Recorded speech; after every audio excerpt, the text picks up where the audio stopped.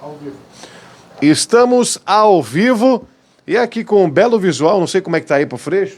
Tem como pegar o visual primeiro, Freixo, ou dar um zoom pro lado de lá, depois você abre aqui para esses dois caras não tão bonitos, pelo menos as nossas mães acham, né? Tudo bem, Henrique? Tudo bem, Fernando. Tudo bem, graças a Deus. Obrigado, Freixo, pela presença também e a todos que estão nos acompanhando aí pela Guarulhos TV.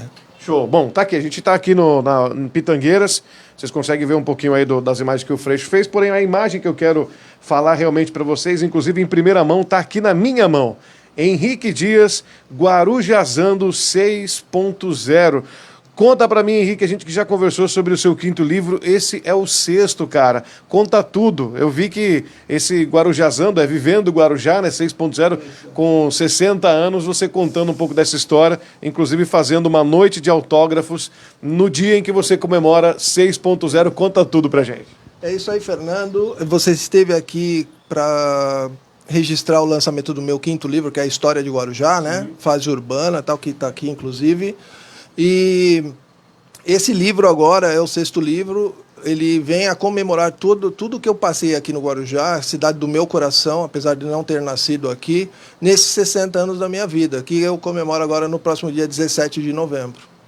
Agora, você fala que você não nasceu aqui, mas nem precisa, porque a pessoa que acompanhar esse livro aqui vai ver que você viveu muito mais Guarujá do que muita gente que já viveu, que já passou por aqui e que nem está mais entre nós, cara. É muita história, é muita coisa, é muita liderança, é muita força de vontade. Conta um pouquinho pra gente do resumão do que a galera vai encontrar nessa sexta edição. Então, esse é o sexto livro, né? Ele tem todo uma parte dedicada a essa minha infância, adolescência, que aí tem todo o convívio com a galera de colégio, a galera da natação, da capoeira, o pessoal da moto, né, que eu cheguei a ter um período da minha vida, eu tive moto, então a gente viajava muito pelo litoral, um tempo que não tinha Rio Santos ainda. Então tem muita história, muito tombo, muita lama e todas as coisas que iam acontecendo na vida da gente que acabaram influenciando, né, a todos nós, da minha geração, nas questões futuras das nossas vidas, né? Então tem toda a preocupação com o colégio, com faculdade, com o próprio trabalho, aqueles que não conseguiram entrar para a faculdade, mas que conseguiram seguir trabalhando profissionalmente em algumas áreas aí, são pessoas hoje de sucesso. Então eu conto um pouquinho dessa trajetória dessa galera toda, né, que participou dessas fases da minha vida. Então tem essa primeira parte, eu abordo tudo isso aí, Fernando. Muito legal. Agora aqui no fundo, como o Henrique comentou, tem aqui alguns livros já. Alguns livros, né, que o Henrique já escreveu, inclusive uma peculiaridade, uma coisa assim, para quem de repente não sabe, não conhece, o Henrique tem um problema de visão, que esse é o terceiro livro que você não é uma pessoa que tem problema de visão e é escritor. Não, você é um escritor que tem problema de visão. Conta pra gente. Exatamente. Eu sempre falo isso para as pessoas, né? Eu coloco isso num segundo plano, essa minha deficiência visual que eu tenho já há 9 anos, né? Porque ela é definidora de muitas coisas da minha vida atualmente, mas eu luto diariamente para superar todas essas dificuldades. Então eu tento sempre deixar essa dificuldade num segundo plano. Eu não faço disso uma bandeira, eu não faço disso vitimização, nem nada. Eu quero realizar os meus projetos, né?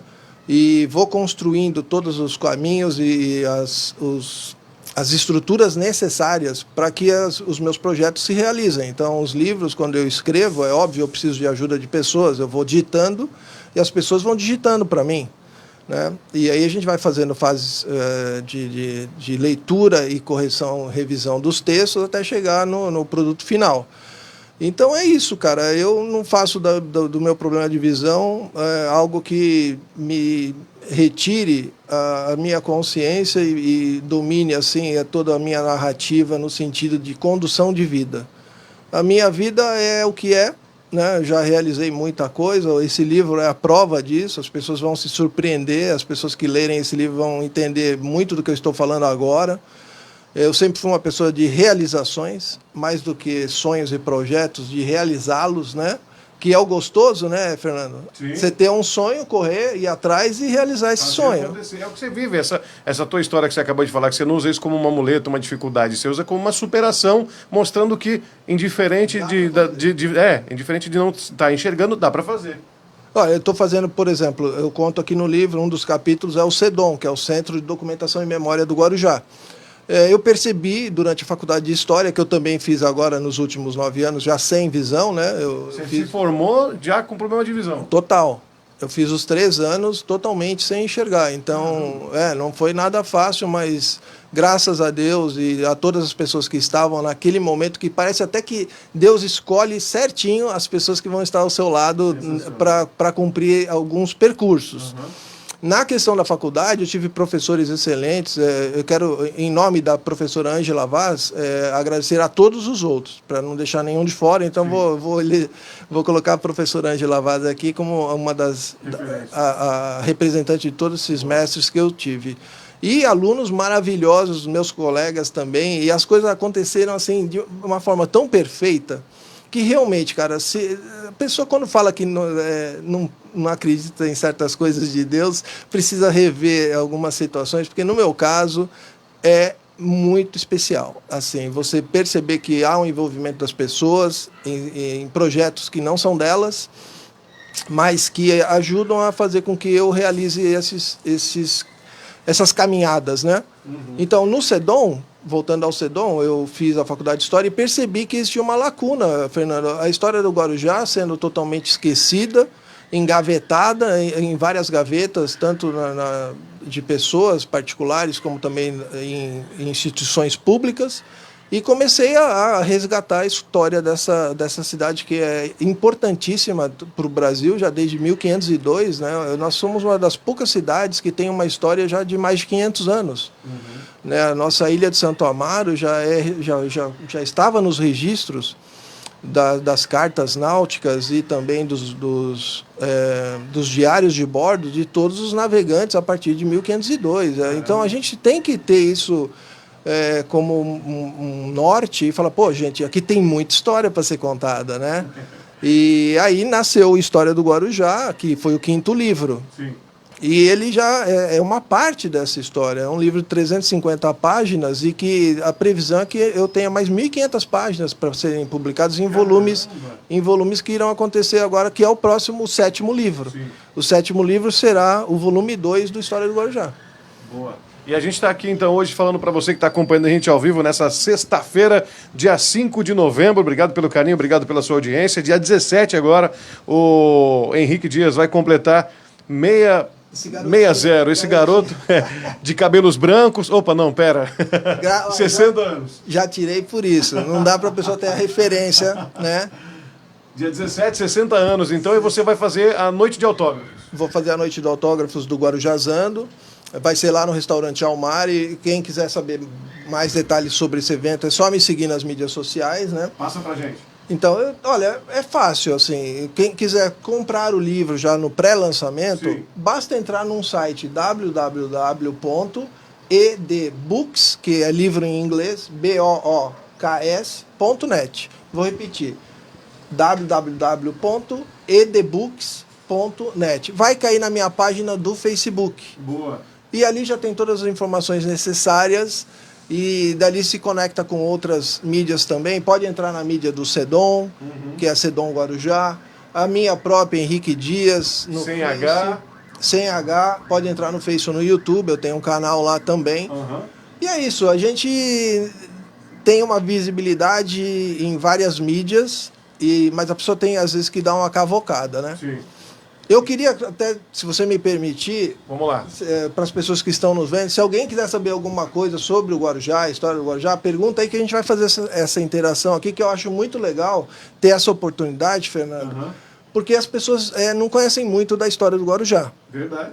Eu não sei se você lembra, eu mandei para você há uns 6 meses, eu achei um vídeo antigo do Guarujá com um trenzinho vindo do Itapema até aqui. Sim, coisa que ninguém tem, cara, mais. Ninguém tem esse registro. Então, o trenzinho saía lá da barca de embarque dos passageiros que vão para Santos, né, no Itapema, e vinha em linha reta até o centro do Guarujá. E entrava aqui na Puglisi com a praia e parava aqui na frente dessa rua que nós estamos, na Petrópolis com a praia, tinha uma estação. E depois essa estação, com o tempo, ela foi transferida para Leomil com a Petrópolis, que também é aqui na esquina de trás. Isso em 1935, Caramba. que ela veio para Leomil. Uhum. Ela foi inaugurada no centro em 1893. Então, Caraca, bicho. é uma coisa já de 130 anos praticamente, né? Uhum. Daqui a 2 anos completa 130 anos dessa história toda.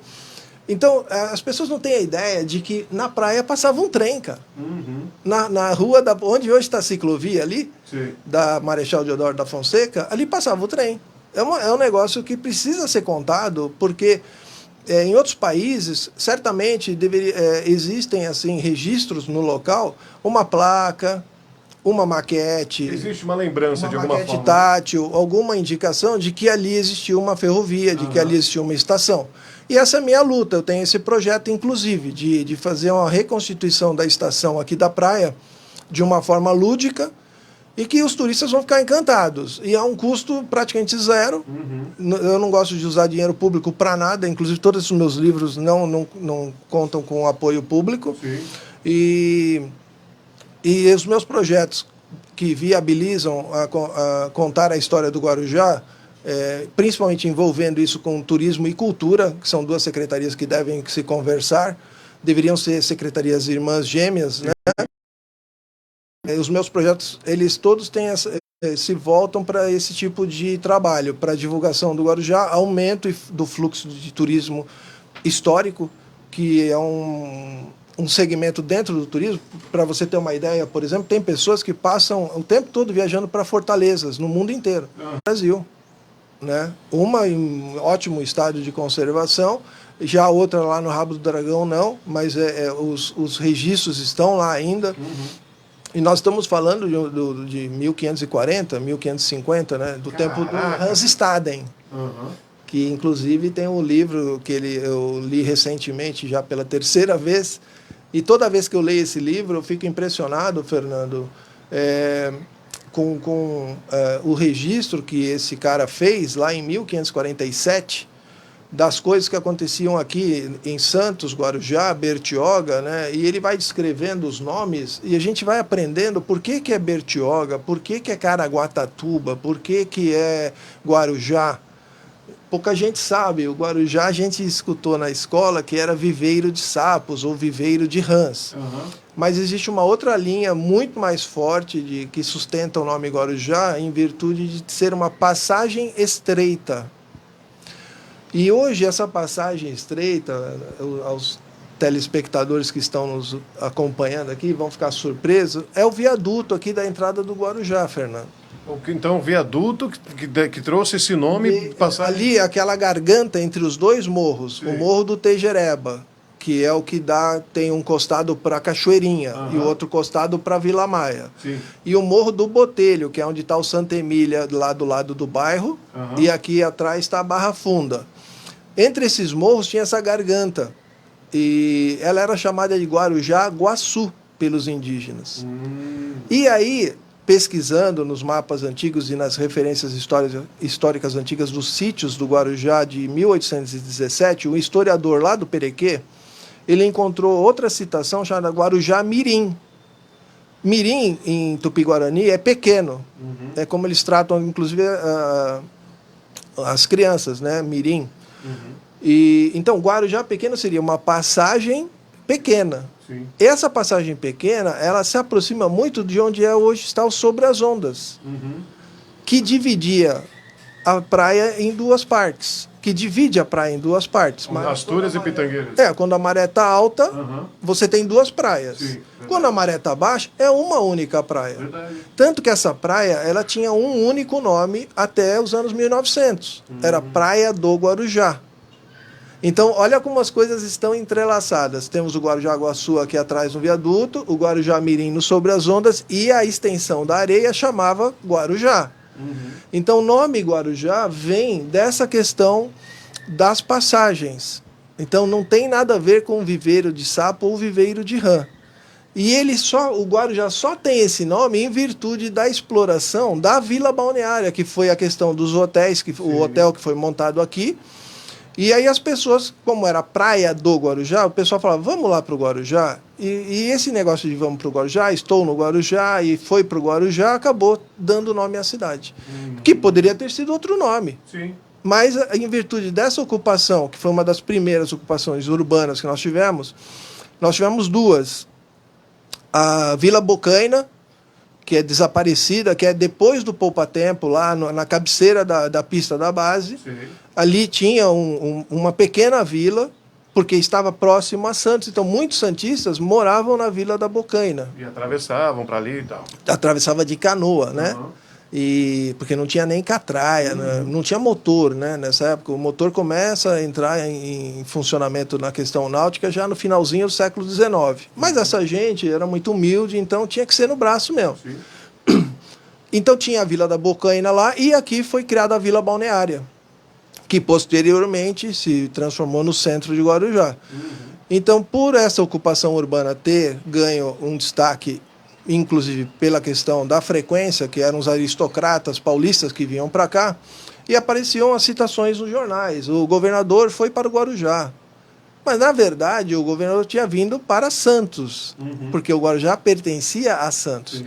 Mas, com o uso do nome, a recorrência, né, de usar o nome frequentemente, acabou a cidade ganhando o nome de Guarujá, assim, até acidentalmente. Foi uma coisa natural e acidental ao mesmo tempo, né? Gente, guarujazando total aqui agora com o Henrique Dias, 6.0. Vai ter então, mostrar aqui para você mais uma vez a capa do livro. Esse aqui que é o boneco, nem tem ainda, você não consegue encontrar em nenhum lugar, porque as encomendas já foram feitas e no dia 17 a entrega oficial, inclusive com as assinaturas, com a noite de autógrafos que o Henrique vai estar fazendo. Para finalizar, Henrique, queria agradecer mais uma vez, aproveitar o espaço aqui da TV, a galera comentando, participando. Aí, Freixo. Tá, Mari Couto tá acompanhando a gente aqui, a Cristiane Fonseca, quem mais? A Kika também tá, a Silva Regina tá dando parabéns pelo trabalho. Bastante gente comentando aqui, viu, Fernando? E a Laís Elias também, acabou de entrar. Ô, Laís, a Laís Elias que ganhou o cinema de ontem, né, Laís? Ganhou, parabéns, ganhou a promoção do cinema lá. Eu queria saber, Laís, quando que você vai? A gente tinha que filmar você lá. E queria saber também, Laís, quem você vai levar? Conta pra gente. Bom, o pessoal tem promoção aqui na página, aí a galera sempre entra ao vivo, como estamos numa live, sempre os nossos superfãs ligados aí, viu, Henrique? É importantíssima, né? As pessoas gostam de poder opinar e também ocupar um espaço nas mídias. É o momento que elas têm para poder expor alguma situação, né? E tem gente que gosta disso e acho bom estimular que elas façam isso, que exercita a mente dela, né? Então eu gosto bastante de interagir com o público ao vivo também, porque as coisas também ficam mais naturais, né? Eu acho que até que você tinha que ter um quadro, alguma coisa, quinzenal, mensal, com essa interação das pessoas perguntarem, tirar dúvida, porque a gente está conversando com o Henrique é historiador, é professor, é escritor, é modelo, só falta ser garoto de programa de televisão, no caso, né? Mas brincadeiras à parte, queria muito agradecer você, não quero mais tomar o teu tempo, a gente também, daqui a pouquinho tem mais live, a gente está indo para uma outra pauta importante.